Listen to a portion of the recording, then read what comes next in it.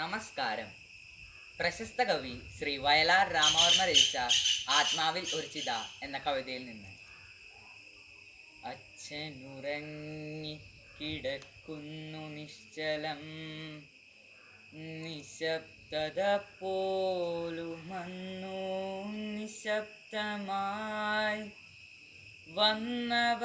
വന്നവർ നാലുകെട്ടിൽ തങ്ങി നിന്ന് പോയി ഞാൻ നിഴലുകൾ മാതിരി. ഇത്തിരി ചാണകം തേച്ച വെറും നിലത്തച്ഛനുറങ്ങാൻ കിടന്നതെന്തിങ്ങനെ? വീടിനകത്തു കരഞ്ഞു തളർന്നമ്മ വീണ് പോയി. നേരം വെളുത്ത നേരം മുതൽ വാരിയെടുത്തെന്നെ ഉമ്മ വെച്ചമ്മ എന്നോരോന്ന് ചൊല്ലിക്കരഞ്ഞതോർക്കുന്നു ഞാൻ. നൊമ്പരം കൊണ്ടു വിതുമ്പി ഞാൻ എൻ കളിപ്പമ്പരം കാണാതിരുന്നതു കാരണം. ഒന്നും മനസ്സിലായില്ലച്ഛനിന്നുണരാത്തതും ഉമ്മ തരാത്തതും. ഒച്ചയുണ്ടാക്കുവാൻ പാടില്ല ഞാൻ, എൻ്റെ അച്ഛനുറങ്ങി ഉണർന്നെണീക്കും വരെ. പച്ചപ്പിലാവിലെ തൊപ്പിയും വെച്ചുകൊണ്ടച്ഛൻ്റെ കൺപീലി മെല്ലെ തുറന്നു ഞാൻ.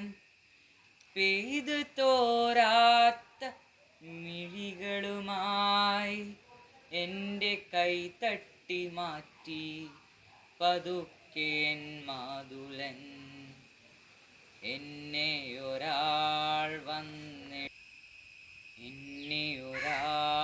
വന്ന് തോളത്തിട്ട് കൊണ്ടുപോയി. കണ്ണീർ അയാളിലും കണ്ടു ഞാൻ.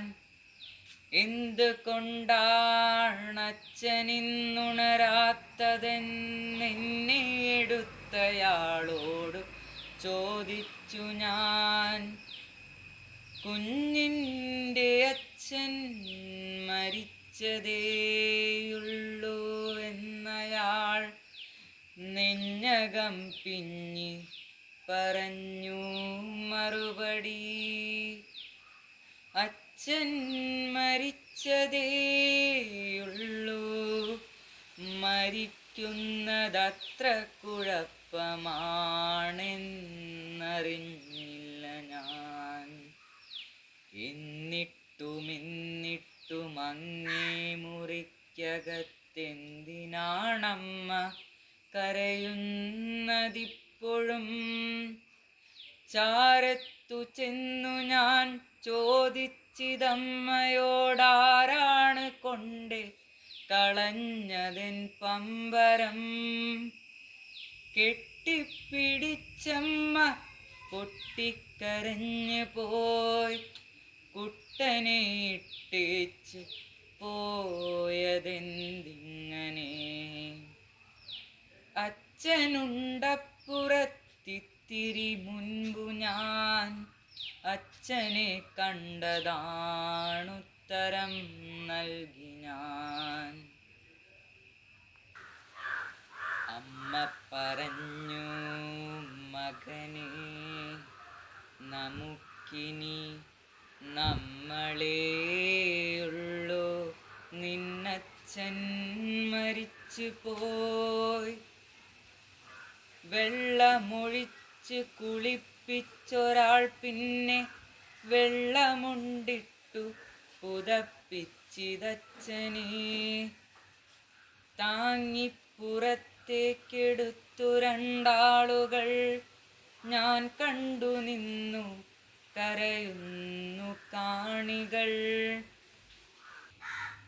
അമ്മ ബോധം കെട്ട് വീണ് പോയി. തൊട്ടടുത്ത തങ്ങിപ്പറമ്പിൽ ചിതാഗ്നി തഞ്ചാലകൾ.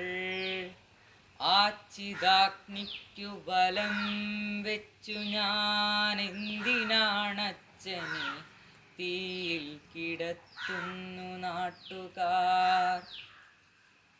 ഒന്നും മനസ്സിലായില്ലെനിക്കപ്പോഴും ചന്ദനപ്പമ്പരം തേടി നടന്നു ഞാൻ.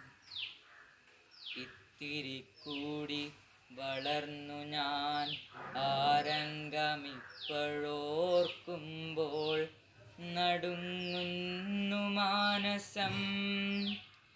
എന്നന്തരാത്മാവിനുള്ളിലെ തീയിൽ വച്ചിന്നുമെന്നോർമ്മ ദഹിപ്പിക്കുമച്ഛനെ. നന്ദി.